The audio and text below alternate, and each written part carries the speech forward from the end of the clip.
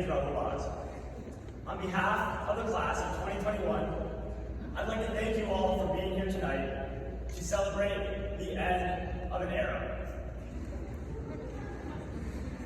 As your class speaker, I have the honor of fitting 9 years of our time here into a 5-minute speech.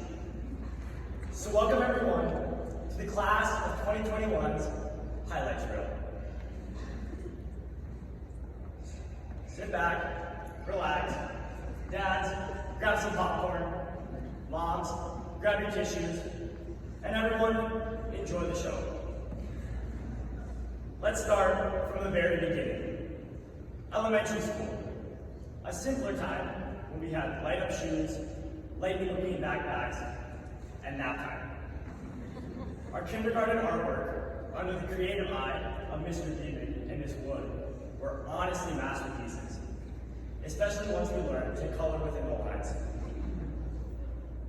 We'll never forget how great a first grade teacher Ms. Dover Miller was and how much of an impact she had on us. Thank you for always being patient and kind. Especially that one time I ate a bunch of ants at recess. You will always stay in our hearts. May you rest in heaven. Second grade was a year to remember. We received First Communion and our first reconciliation. Then, third and fourth grade flew by. Remember saving up all our money to buy Chupa Chups and invisible ink pens at the Scholastic Book Fair? But notice how most of us never bought any books? That didn't matter. My theory is St. Joe's was just preparing us to be financially independent adults. By fourth grade, we were winning grade white kickball games and school-wide marathon. Shout out to Abby Farley for carrying the squad and bringing in the most money. Fifth grade came along, and we were so close to being middle schoolers, we could almost smell it. Literally. As our bodies started to change, our parents and teachers learned to take deep breaths and hold their noses as we passed by the hall. Learning the choreography to High School Musical for our last spring concert, and getting life advice from Miss M's dad, aka Santa Claus, we were finally preparing for the last few chapters at St. Joe's. Finally, we were in the wonder years of middle school. Sixth grade started, and we were introduced to many new experiences. There was the first responsible sheet, the second responsible sheet, the third responsible sheet, the realizing that actually you were the problem. But we lived and we learned. When we weren't getting into trouble, we were building earthquake towers, dressing up for biography fair, and forming friendships that could last a lifetime. And as seventh grade came along, we moved on to the next phase of our middle school careers.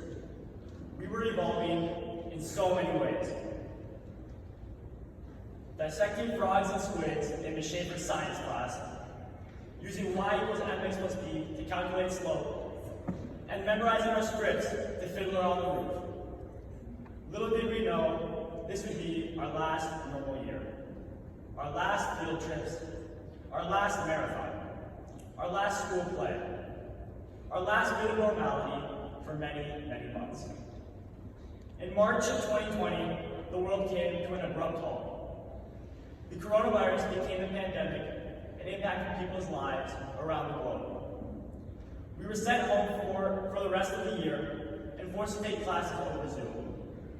Unable to see our friends made us realize how much we took school for granted and actually enjoyed being in class with each other. But there was definitely a silver lining. No more responsible sheets. Even through all the disappointment of that spring, we still found a way to grow closer than ever. And as 8th grade started, with many uncertainties and adventures, face masks, plexiglass, social distancing, and Mr. Reyes, we didn't know what to expect. Although we couldn't leave our class, eat lunch together, give each other hugs, or or do our secret handshakes, we were still happy to be back after a long, long summer. School felt very different, but we quickly adjusted and accomplished something important we had been planning since 5th grade. We stole Miss M's inflatable math cat and climbed the middle school staircase. Oh, and we also received confirmation.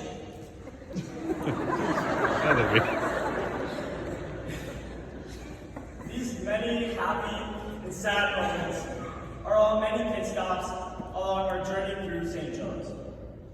And as we come to the end of our time here at St. Joe's, and the end of this highlights reel, I would like to say how proud I am of our class. Now, it is time for us to move on to the next chapter in our life and write our own stories. High school is not ready for us. There will be the future valedictorians like Claire Leisure, the future influencers, Maria Becker, who you'll be able to see at New York's Fashion Week every year, the future Olympians, Kai Provost, who we will all be cheering on from the sidelines when he wins gold, the future businessmen and women, Jack Philhart, the man with the business plan. If my baseball career doesn't pan out, I hope you hire me for your startup. I'll bring the swagger. My future bodyguard, Michael Policek. Keep pumping that iron rifle. I'm gonna need you to protect me if I get bullied in high school. The future martial artist, Hamid Zerahu, who one time beat me up on the second floor hallway. Third grade. The future hairstylist, Faith Walsh, who knows a thing or two about cutting hair, especially her own.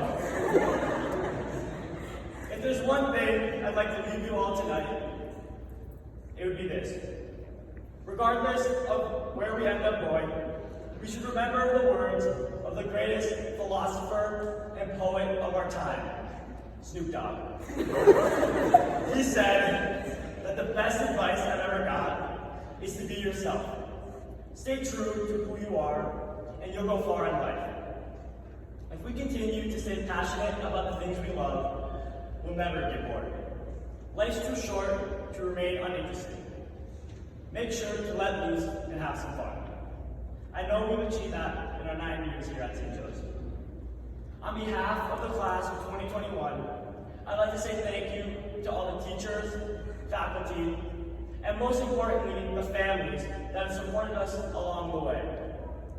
To my fellow classmates, I know we'll see each other around. So this isn't a goodbye. Guys, this is a see you later. Congratulations, class. And remember what Mr. Wesley always says, be awesome.